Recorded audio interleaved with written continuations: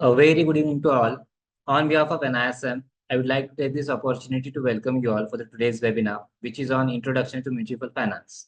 Myself, Ami Sayed, working with NISM. Along with me today, we have a renowned speaker from the industry who will be taking the webinar today. We have Ms. Priya Bhattacharya, Associate Manager, Municipal Finance at Janagraha. Before we begin, let me allow to give a quick introduction about our speaker. Ms. Priya works as an associate manager in Janagra's municipal owned revenues and borrowings team. In her role, she works closely with officials at union government, constitution bodies, multilateral institutions, several state and local governments as well, to drive systematic reforms to municipal borrowings and municipal owned source revenues. She has actively contributed in driving property tax revenue growth in the country through policy design and implementation support to union and state governments. Priya has designed the module on Introduction to Municipal Finance under the NISM course, which has municipal bonds. Her key other key projects includes advisory engagements with central and state finance commissions, drafting property tax rules and professional tax rules for the Tamil Nadu's urban local bodies in consultations with government officials and technical assistance in administration of several central grants. Prior to Janagraha, Ms. Priya has an extensive experience in corporate accounting and auditing. She holds a bachelor's and master's degree in commerce and an MBA in urban management and governance from XIMB, which is Xavier Institute of Management, Bhubaneswar. So before we start, let me give the topics which we are going to touch upon in today's webinar. Whether you are a policymaker, a local government professional, or simply someone interested in how municipalities manage their resources, in this session, this is designed to provide you with a comprehensive overview of municipal finance. Municipal finance plays a critical role in the development and functioning of our communities. It encompasses the management of public funds to provide essential services like infrastructure development, waste management, education, and public safety.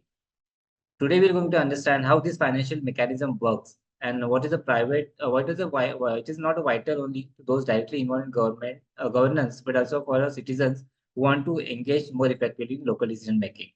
Before we begin, just 2-3 housekeeping announcements. The participant certificate will be provided within 3-4 working days of the completion of this webinar. We will be taking the questions at the end of the webinar, requesting all the participants to put their queries in the Q&A board. Our speaker will be very happy to answer all your questions. So without taking any further time, I would like to hand over the webinar to our speaker. Over to you, ma'am.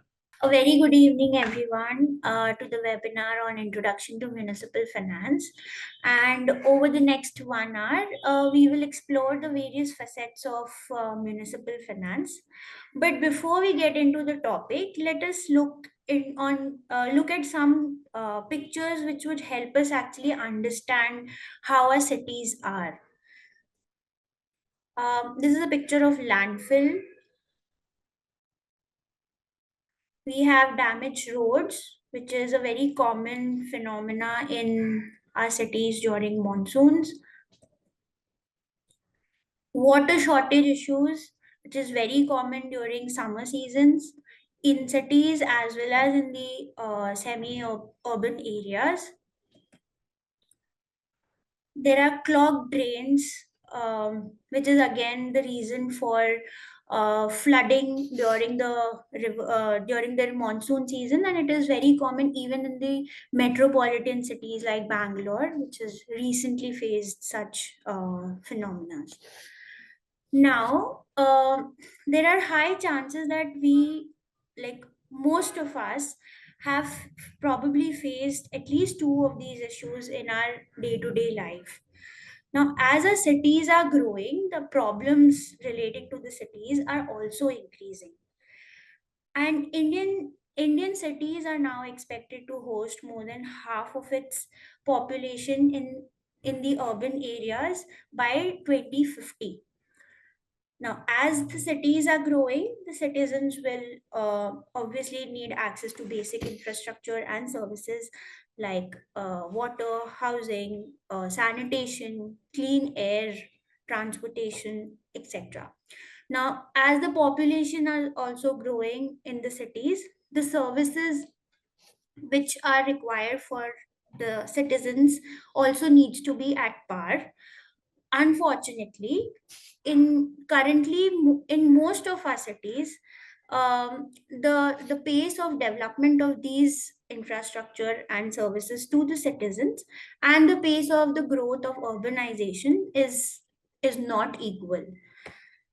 So it has been estimated that to meet these basic services and infrastructure, uh, an amount of at least 1.2 trillion US dollar capital investments is required by 2030. Now, currently, if we see the status, we are already, India is actually short by approximately 7 times below the required limit. So, such a disparity, but then how will the cities meet these funding gaps?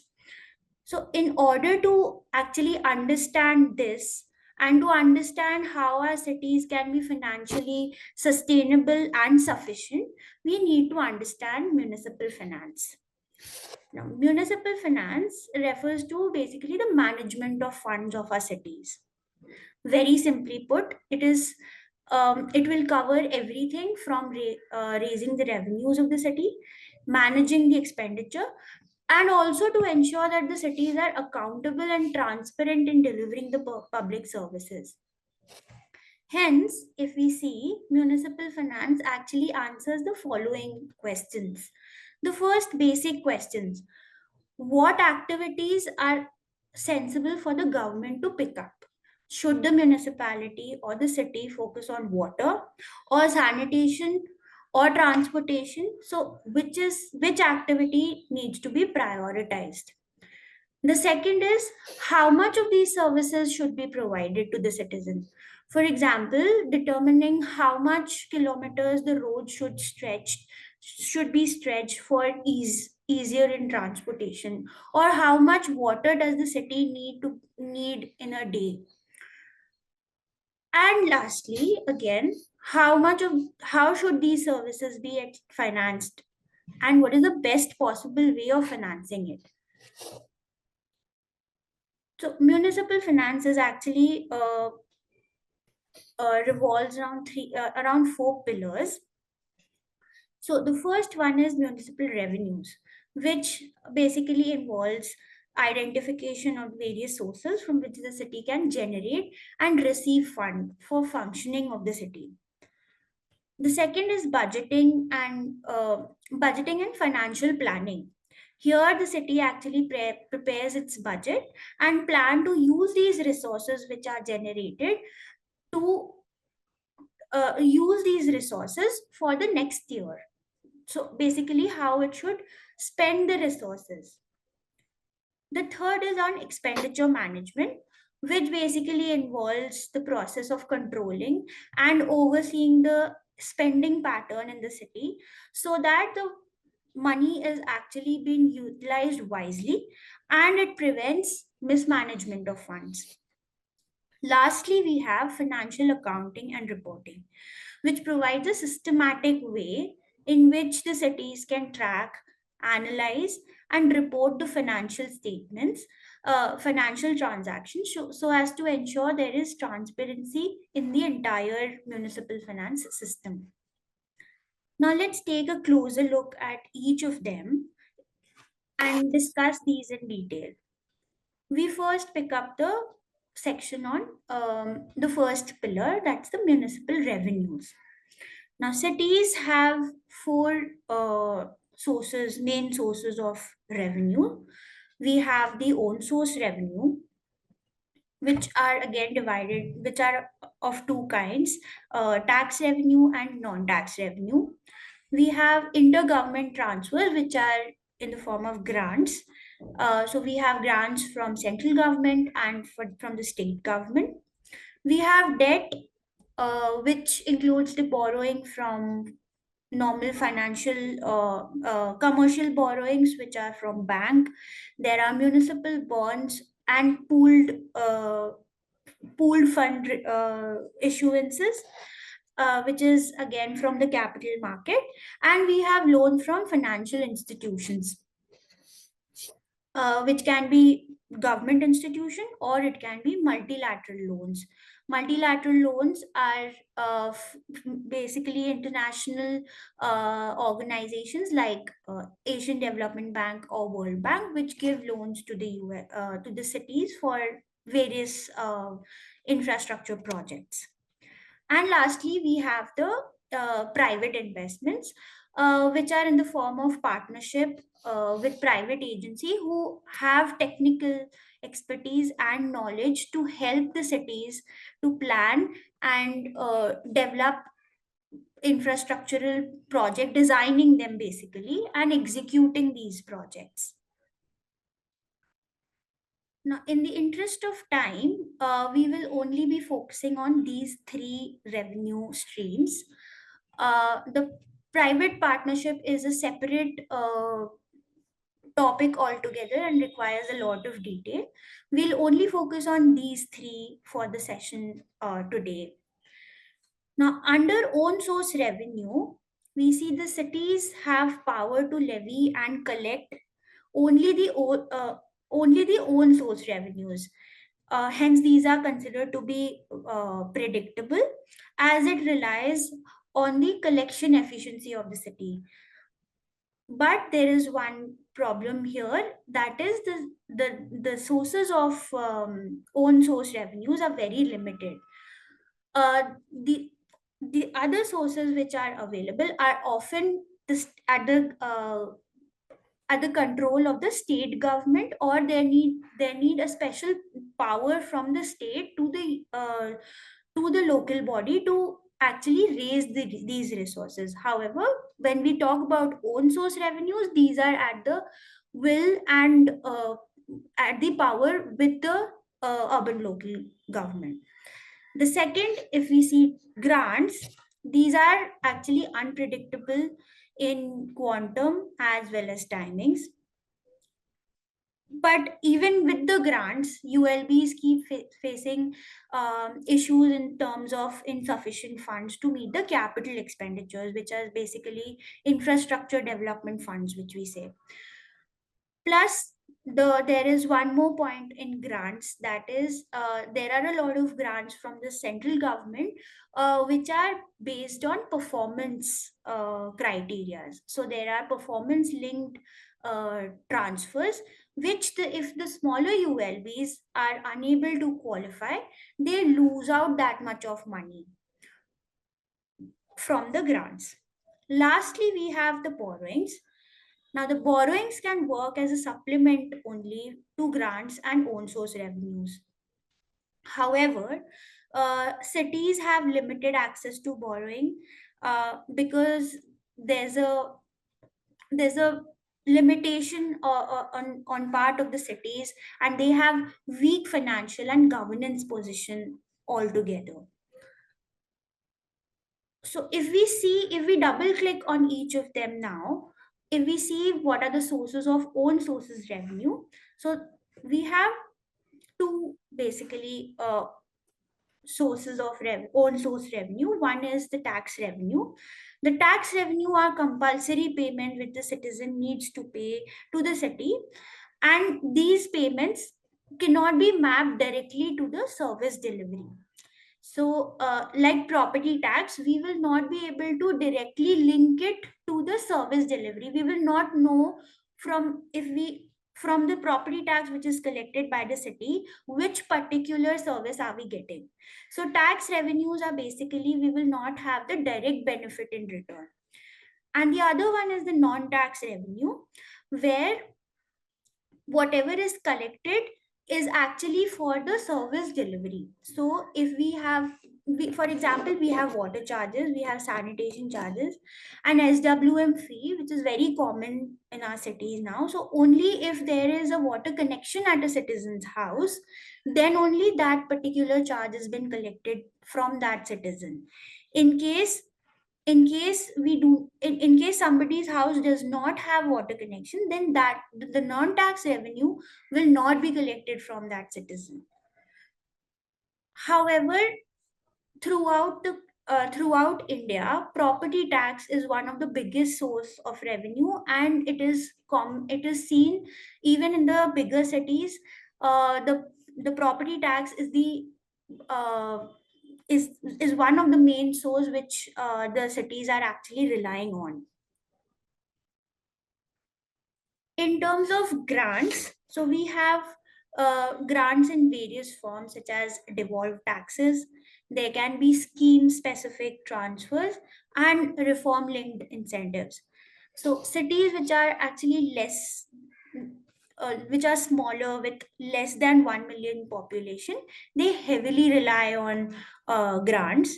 In fact, grants constitute around 50 to 60% of the total revenue of these cities, and making them highly dependent on grant even for the normal operational mechanism of the ULB. So even the office expenses and the salaries are also given through grants to these smaller ULBs. Now, cities can actually receive money from central government and state government. Now, under the central government transfers, we have devolution under Central Finance Commission. Now, the Central Finance Commission is a constitutional body that recommends how the union taxes, the union kitty basically, is shared between the center and the state, and subsequently between the states and the cities. So, uh, in case the Central Finance Commission recommends, it can also allocate share of the central kitty to the cities directly for infrastructure projects. The other way of union transfer is through central schemes. Now, central schemes, they are designed specifically to address the urban challenges. So we have Amrut scheme, we have the Pradhan Mantri Awas Yojana, we have Swachh Bharat Mission. So these are specifically for the urban challenges of water, housing, sanitation, and mostly these schemes are conditional and linked to specific performance indicators. So only if the cities are able to meet these indicators, then these grants get transferred to the cities. If we see the state transfer, we have similar devolution under the State Finance Commission, where the State Finance Commission recommends how the state kitty gets distributed among various cities in the state. We have assigned revenues, which are basically revenues in the form of taxes, which are levied and collected by the state government, but are shared with the cities at a fixed ratio of that particular share. So in case we have stamp duty, so the if the state decides that 2% of the stamp duty transferred to the city, then that forms as a part of assigned revenue. So it has been collected by the state but then subsequently transferred to the city. And lastly, we have the state schemes, which are designed to address the local urban issues. So each state has its own peculiar issues in itself. Like hilly terrains will have different issues than the ones which are in plains and the coastal belt. So these state schemes are designed to address the local and specific target community uh, based grants in the states. Now we know that the cities have limited own source streams, and even with the grants, the cities still continue to face lack of fund to meet the capital expenditure. Hence, for financing infrastructure, cities can actually leverage municipal borrowings to pick up funds for long term capital projects. Now, borrowings can, we discussed this earlier also, but then grants can act, sorry, bonds can be either from through municipal, through raising municipal bonds. It can be from government owned institutions like LIC and HUDCO. Now, these institutions usually offer lower interest rate loans, and the flexibility, and they have flexible repayment schedules, so it's easier for the ULBs to borrow from government owned institutes. We have the normal bank loans, which is actually a little expensive for the cities, but yeah, there are ULBs which are actually picking up bank loans also. And of course, we have multilateral debts from agencies, international agencies like ADB, like Asian Development Bank and World Bank. But if a city chooses any form of borrowing currently, it require all cities require state government approvals. So until and unless the state approves the city to borrow funds, the cities do not have the power to borrow on its own.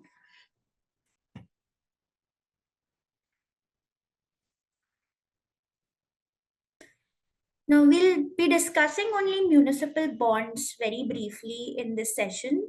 Uh, so, in India, basically, bonds have been primarily used for raising infrastructure projects, majorly infrastructure projects.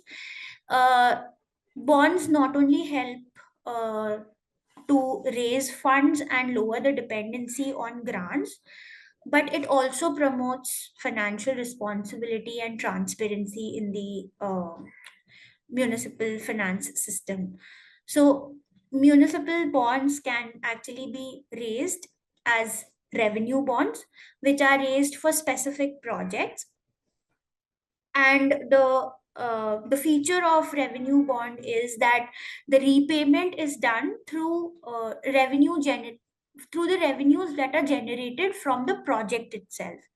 So if a revenue bond is being issued for a project on water supply, so the repayment of that bond will be done only through the user charges, which the city will collect from the users on providing the water service.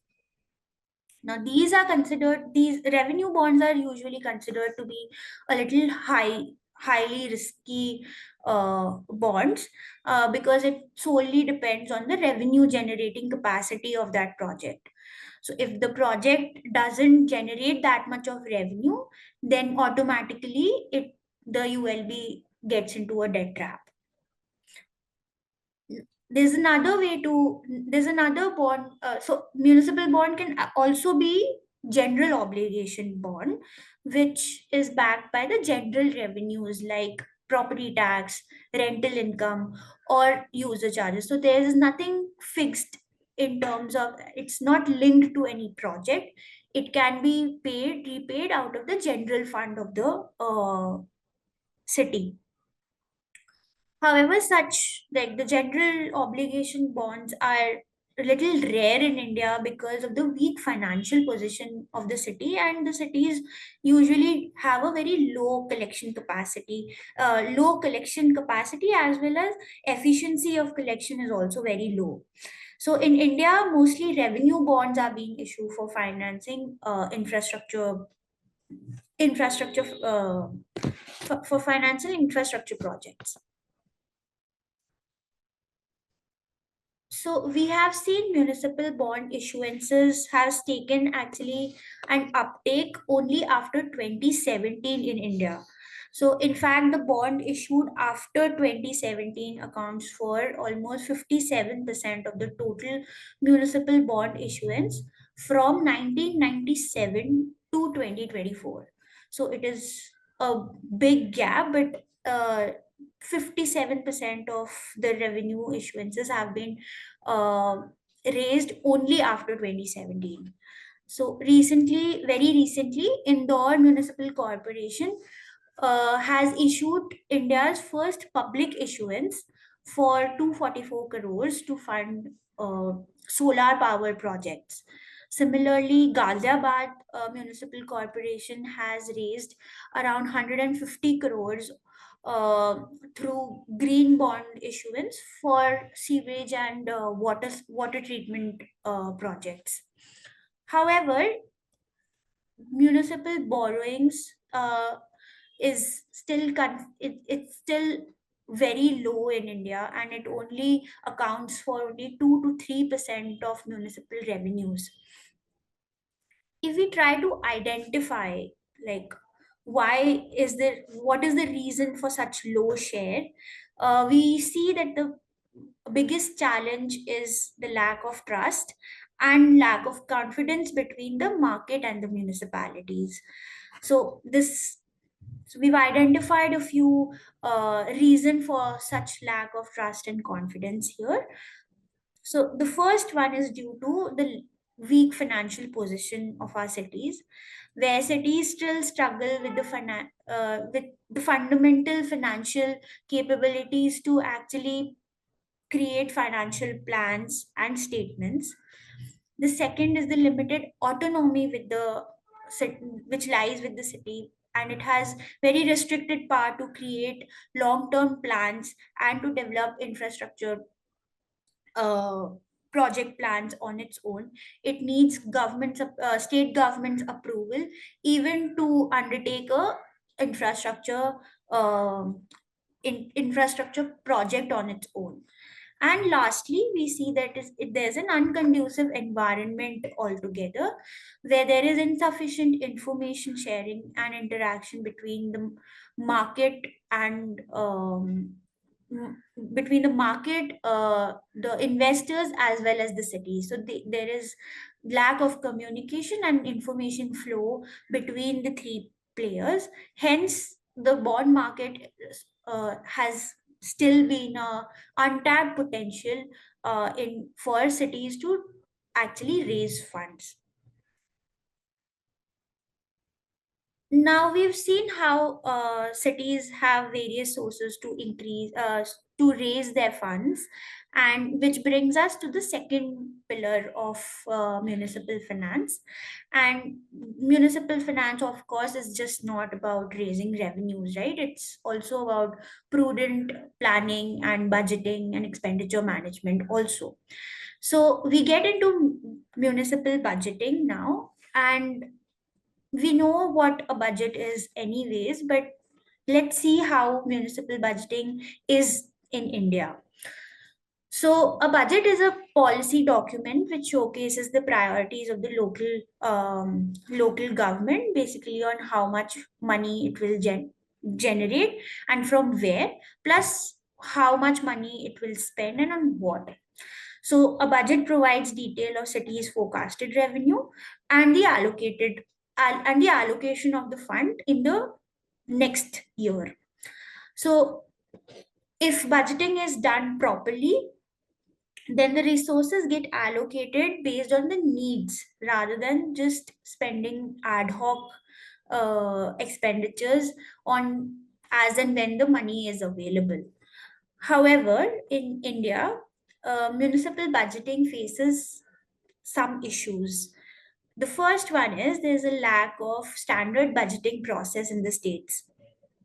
While municipal acts, there are municipal rules, there are budget manuals which guide the budgeting process, but they are either not very comprehensive and detailed to give direction of how the budgeting process should be, or even if they are, they vary from state to state. So there is no standard practice of budgeting in the country. Next, the municipal budgets are unrealistic and they have huge budget variance. So budgets are usually made in an incremental nature, and without any linkage to the service delivery outcome. So there is hardly any research which has actually been put in, or assessment which has been put in to access what is the service delivery gap before the budgeting practice. The third is there's the budget lacks alignment with long term development plans. So these are budgets are annual projection, and they typically do not uh, align with the long term or the medium term perspective.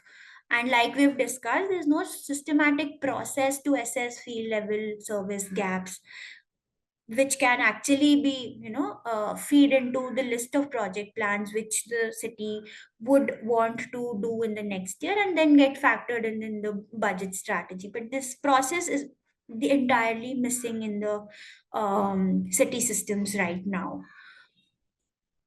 There is limited engagement of citizens in the budgeting process. So the city government is actually considered as the first point of contact with the citizens. So in the democracy hierarchy, if we see, the city government is actually the most accessible and the nearest to the citizens.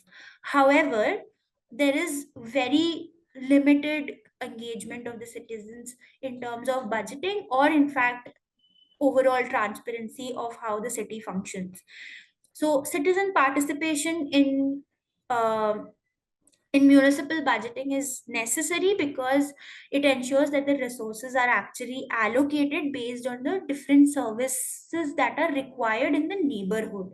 So it gets down to the neighborhood level if citizens engagement are being taken place in the budgeting process. And lastly, the budgets are not accessible to the public. So if the budgets are not accessible, the the citizens fail to understand what is the spending priority of the cities are, and then it ultimately leads to lack of transparency and trust within the citizens.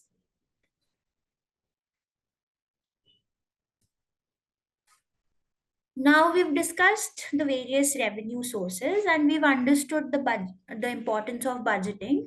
Let's get into the expenditure pattern also. This is the third pillar of municipal finance. Now, under this, we'll see how the city actually spends the money on. What does the city spends on? So there are so the first one is revenue expenditure, which which are the expenses that are incurred for daily operation of the city, which includes establishment expenses, and this covers the salary and the wages of the city officials. Then we have administrative expenses, which covers mostly the office expenses of the city to run the city office. Basically it includes electricity cost or maybe rent, um, or there can be fuel cost also. So there are these administrative expenses. And lastly we have the operation and maintenance cost, which are the repair cost on the wear and tear of the capital assets which the city has. So it also includes where cost incurred on repair of infrastructural asset as well. The second type of expenditure is on debt financing, which is nothing but to repay the interest and the finance cost of borrowings if the ULB has actually taken up any borrowing from any agency. And the third is, of course, the capital expenditure, which is the expense of asset creation and infrastructure development.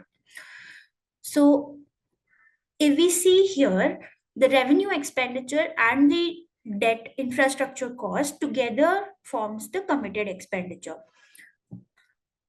Now 70%, almost currently it's almost 70% of the establishment expenses, like the salary and the wages of the city officials, are being paid are gets exhaust sorry 70% of the own source revenues of the city gets exhausted paying only the establishment expenses like the salary and wages to the city.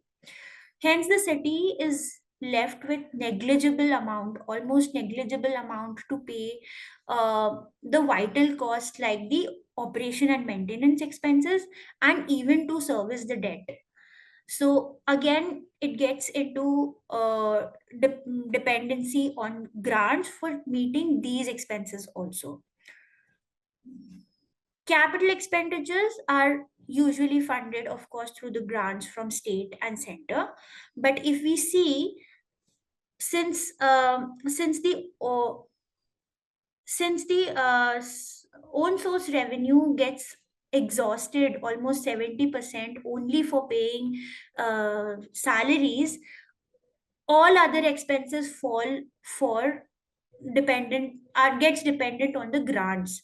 So the grant amount which a city gets to actually spend on creating infrastructure gets utilized not only for that, but it also gets divided in paying the admin expenses, the O&M expenses, even the interest costs.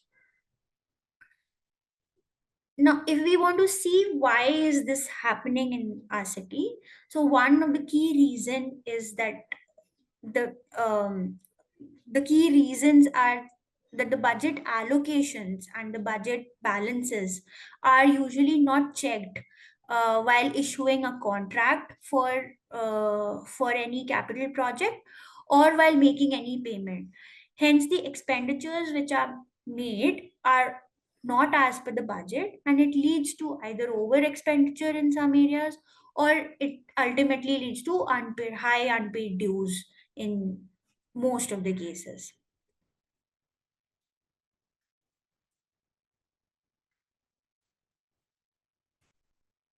Now, so we understood expenditure management also, and why exactly cities need to control their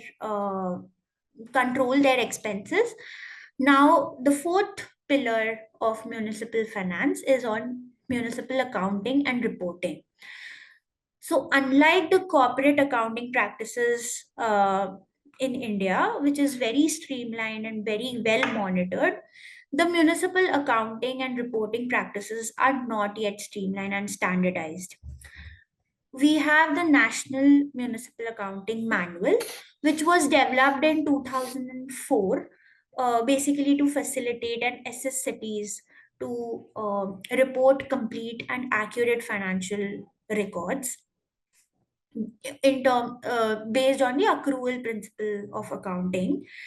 But there was limited direction on how the manual could be adopted at pan India level. So there was no set directions of adoption of the municipal accounting manual. Hence, the states have adopted their respective version of state manuals, which are not standardized at all. So when we see financial statements of cities, we see different format being used by the cities in the same state, or there may be 5 to 7 different formats which are used across, like there is a disparity in the format in the state as well as within the state. So there are ULBs which are following different format in the same state. Like in Maharashtra only, there can be 2 3 cities which are following different formats. But if we compare any ULB in Maharashtra and Uttar Pradesh, they will altogether be a different format. So, if we list down the challenges in municipal accounting in India, also, we see that there is a lack of standard uh, national accounting framework in cities. And due to this, we find there are cities which are following single entry system, whereas others have already adopted double entry system. Uh, Secondly, there is a lack of availability of standardized and comparable financial information. This is very much linked to the first challenge which we discussed, uh, making the annual financial statements not comparable against one another. The third is the lack of quality and completeness in reporting the financial statements. So there are several instances where city report uh, where the city financial reports are without the schedules to income and expenditure statements or balance sheets. So they'll just have the page of income and expenditure statement and balance sheet, but they will not have schedules at all.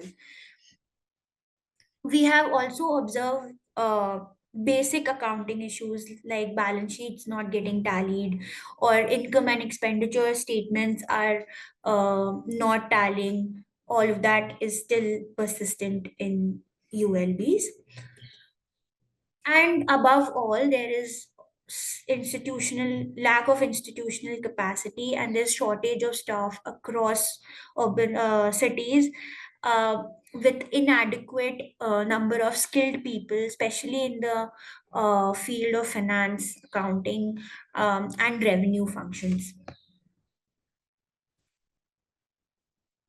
Now, to address the challenge of availability of financial statement, the 15th Finance Commission has mandated that the availability of financial statements of all ULBs online is the as an entry level condition for the cities to be eligible for grants, basically.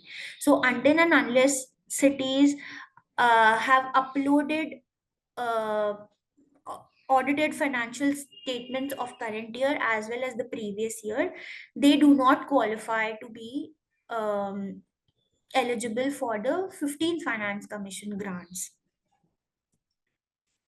Cityfinance.in, and I will request all the participants to have a look at the City Finance portal. So this is a national and an official platform of Mahua. So it's Ministry of Housing and Urban Affairs, and it's first national platform for municipal finances, and it hosts almost 20,000 plus annual accounts with 4,500 statements covering almost 93% of cities of India. This is for the year 22-23. So I would request everybody to have all participant to just have a look at the cityfinance.in to have a sense of how municipal finance is all about and how the statements are for the municipalities. Now, with this, we actually end our session on municipal finance per se.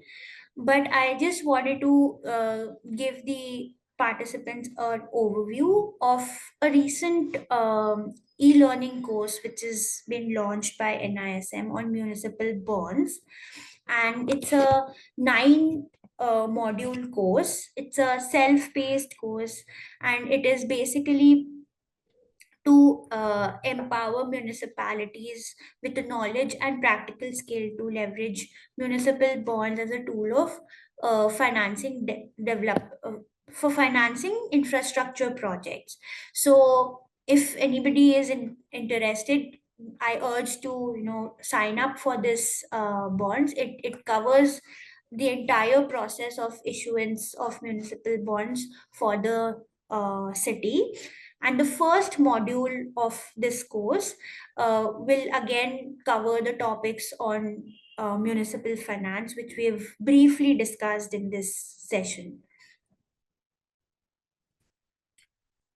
Uh, Thank you for your attention, and now we are open for questions. You can please use the chat box and ask the questions. I'll address as many as possible.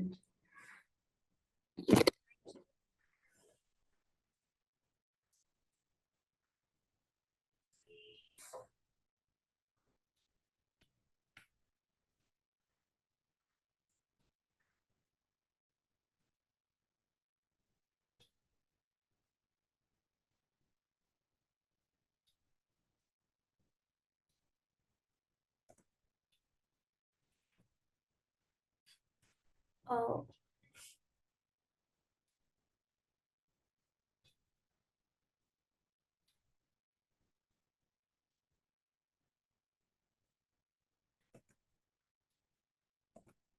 So I have a question on why only greater corporations issue municipal bonds, why not secondary and upgraded municipalities issue bonds for the development purpose. So here, basically, to issue municipal bonds, there are credit rating agency. The ULB actually needs to undergo a lot of regulations which the SEBI has introduced. Amongst that is a credit rating agency. So most ULBs do not have that much of financial, holding in place, uh, which would allow them to. Just a second, where did that question?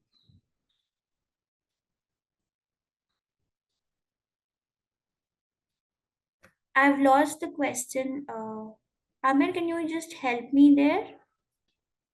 Yeah, the question was why only greater corporation issued municipal Yeah, but bonds. I cannot see it. Is Okay, I can again type in chat window.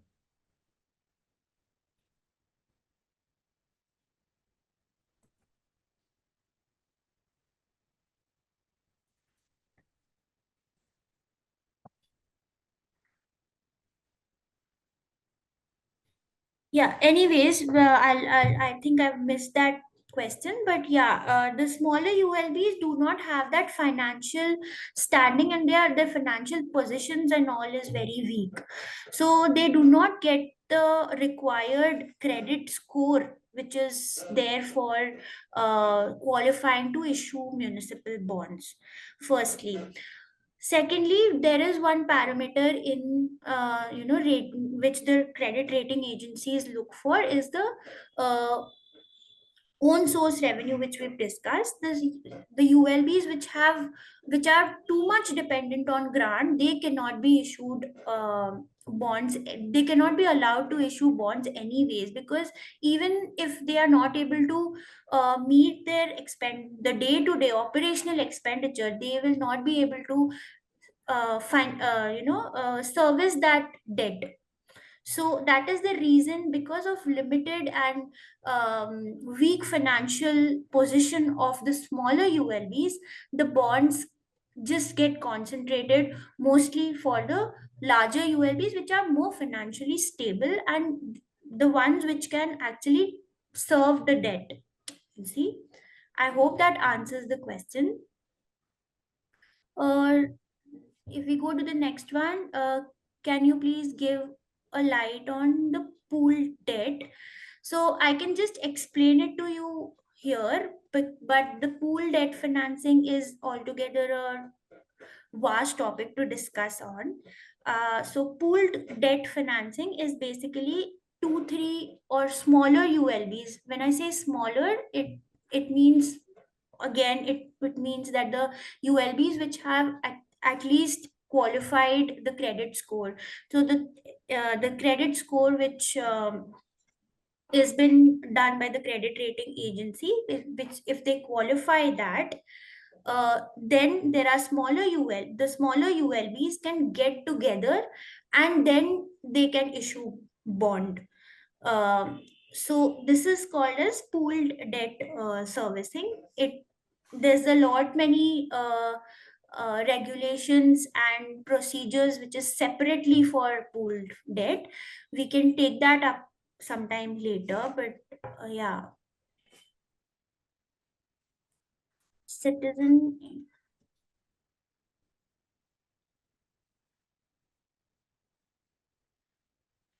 So citizens engaging are on citizen engagement. Are these citizens invited while budgeting and planning process? If yes, who invites and who is responsible for this? So yeah, citizens are actually important in the budgeting and planning process, but unfortunately very few states have actually mandated citizen engagement in the budgeting and planning process. Um every city has ward committee, and there are very few cities which are actually holding ward sabhas and ward meetings.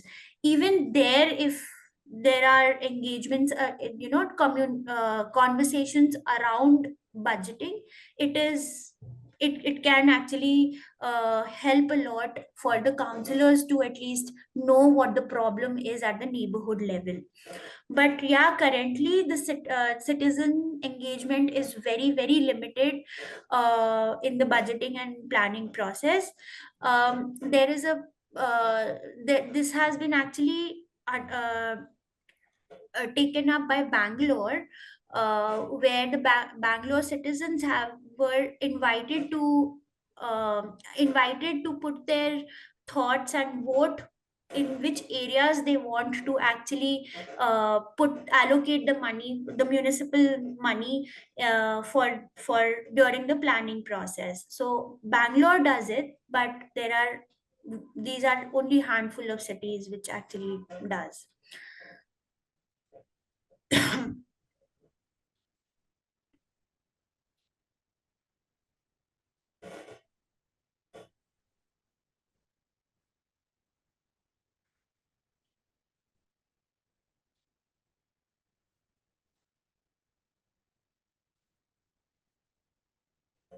There's a question on how is municipal finance learning helpful for us. So I feel municipal finance learnings actually help us as a citizen also. It's just not about financing. It is even as a citizen, we should be aware of how the cities are actually getting fund and where are they actually putting in all of this money. We all pay property tax, but we if we do not know what where is exactly it is spent, then I think to even understand that, uh, we must know what municipal finance is. And also cities as a governance body, it also functions, most of the citizens we do not know that municipal bodies also function in a governance. It's a third tier of government, right? And we keep blaming that the city is not doing good in terms of service delivery, but then we do not understand the story behind it. So yes, municipal finance is one of an area which every citizen should at least have a knowledge about. uh, s-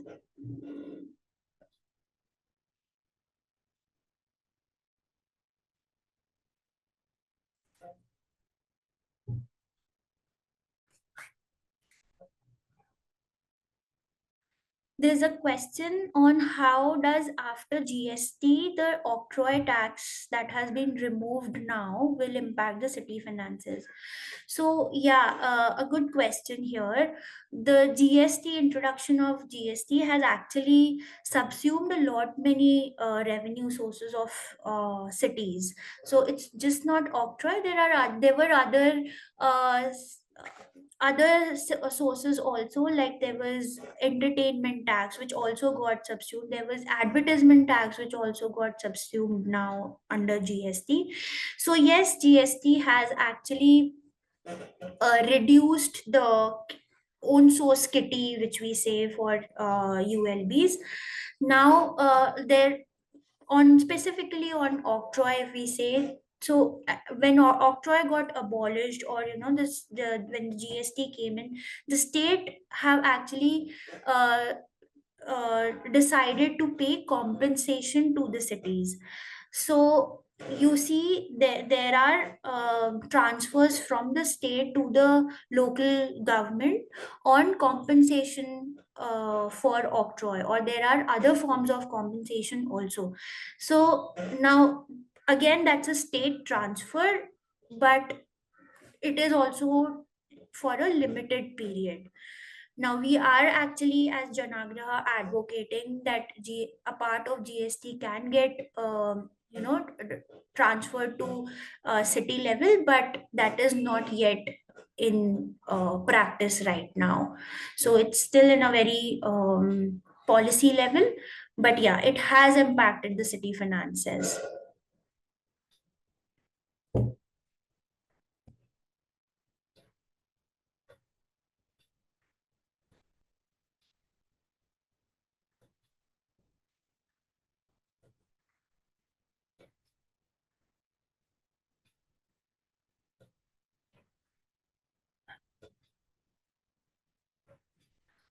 So there's a question on, do the state government allow intercity fund transfer? Um, well, I have not seen such transfers yet. It's mostly either from the union to city, or from state to city. Intercity fund transfers, and of course there are parastatals which we've not spoken, although during our session there are parastatals which are again state bodies. Those are state bodies which, so there are transfers from state bodies also, but intercity transfers is something which I've not seen yet, and I don't think state allows that also.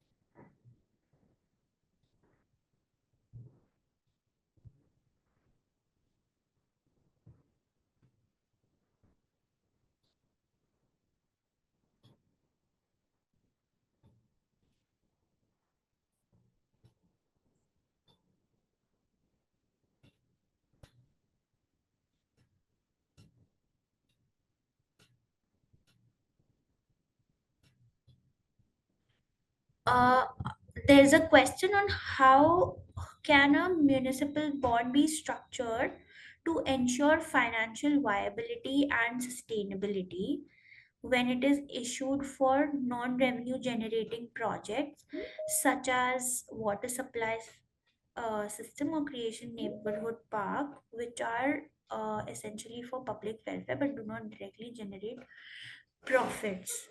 uh, yeah so so if we see, all the municipal functions are in a way for public welfare, right? But uh, it is not about generating revenue, like it's not about profit generation anyways.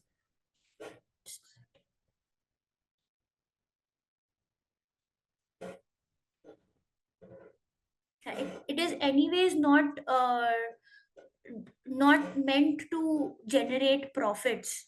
The municipal functions are anyways not, but for getting the funds from for infrastructure development, anyways municipal bond is just one way of doing it, but municipal borrowings can, in totality, is a way to source uh, funds for development of these projects. Of course, all borrowings gets backed up by state funds, so that there's limited, the risk for the investor is also gets limited there. But yeah, there these long term projects, and these are like big projects, just it's not sufficient for from grants or from the own source revenue to fund. Hence municipal borrowings are in a way the alternate source, basically. And it's just not municipal borrowings. There's also the private partnership, which we didn't discuss during this session, that has also taken up a lot of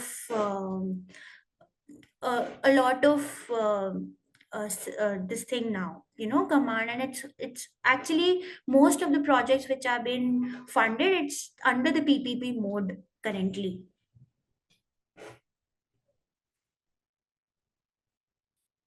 Uh, there's a question on ULBs is an elected body and their term is 5 year. In case if municipal corporation is taking finance by way of commercial finance, and if elected bodies term will end before their term, what will happen?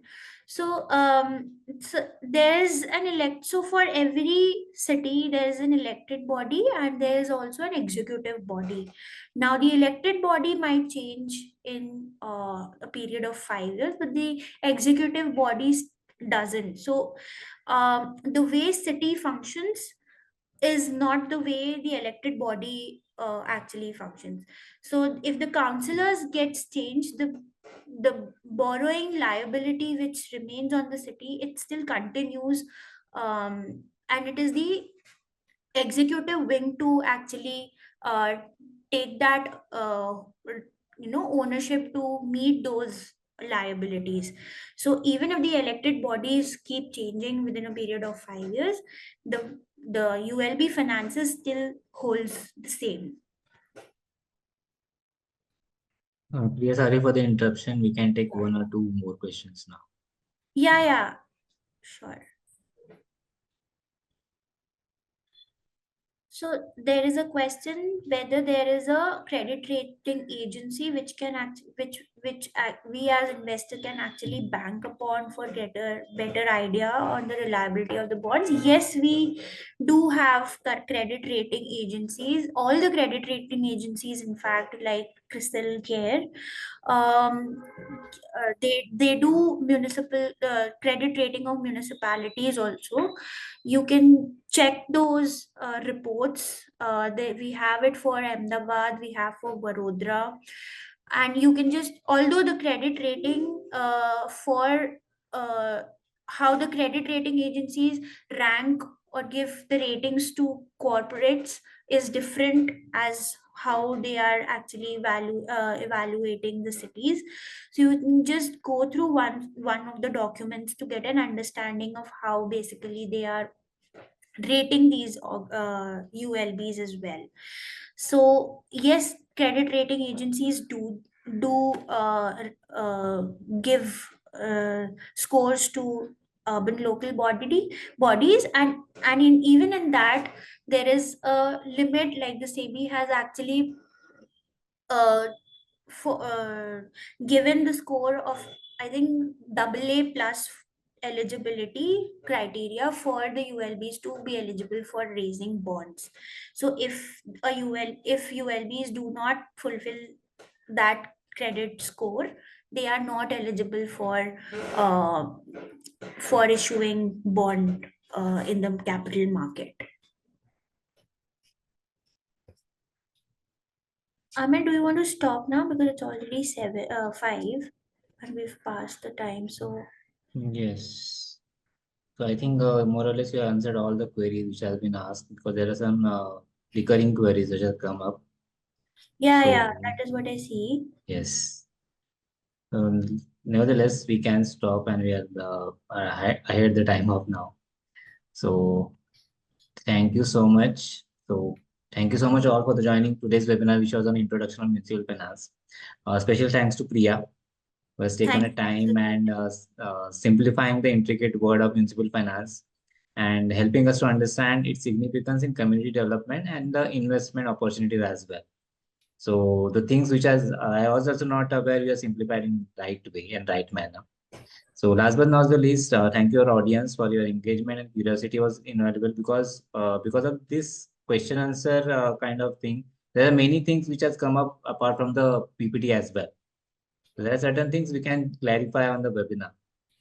So and there that has enhanced our knowledge for that kind of briefly introduction we are given for the municipal finance as well. So thank you, Priya. Thank you all the audience. And I have officially closed the session today. Just to close, I'll be reminding all the participants that you'll be getting a participant certificate within 1 week on your registered email ID. And the recording of this webinar will be available on our NISM YouTube channel. So you keep connecting with us in for future webinar. So thank you, Priya. Thank you so much. Thanks everybody. Amir, I just have one submission more. So Yeah. there are a lot of questions on municipal bonds. I see. I had purposely not taken those up. I request all those participants who have actually doubts, and these are all good questions on municipal bonds, to please enroll on the municipal bond course which is there. It gives a very detailed discussion on what exactly municipal, how are they raised, which agencies can actually give the credit score, how are they given, and the entire process, and even the benefits which the investors have from investing in municipal bond.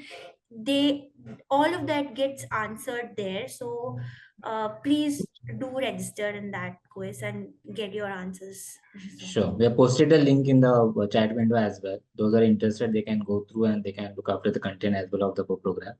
I officially close the today's webinar. Thank you, Priya. Thank you all. Thanks. Requesting IT team to close the webinar for today. We'll hang it up there. Bye Good bye. evening. Bye.